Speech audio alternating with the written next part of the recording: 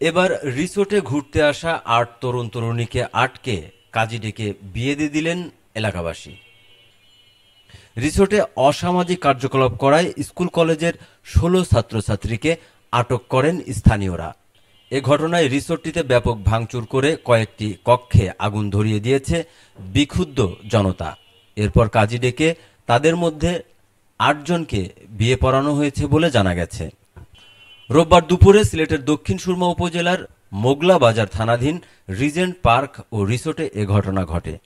স্থানীয় সূত্রে জানা গেছে, দীর্ঘদিন ধরে এই রিজেন্ট পার্কের বিরুদ্ধে অভিযোগ ছিল, নামে পার্ক হলেও এখানে তরুণ তরুণীরা অবৈধ মেলামেশায় লিপ্ত থাকেন।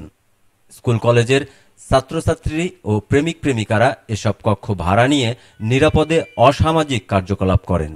এদিন দুপুর ২টার দিকে পার্ক ঘেরাও করে ১৬ শিক্ষার্থীকে আটক করে দক্ষিণ সুরমার সিলাম এলাকার লোকজন।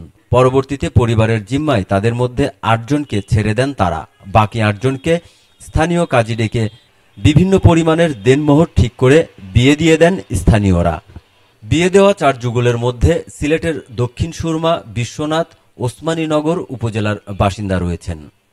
বিষয়টি নিশ্চিত করে সিলাম ইউনিয়নের কাজী বলেন, বিবাহিতদের মধ্যে ৩ জনের ১০ লাখ করে এবং ১ জনকে ১২ লাখ টাকা দেনমোহরে বিয়ে সম্পন্ন করা হয়।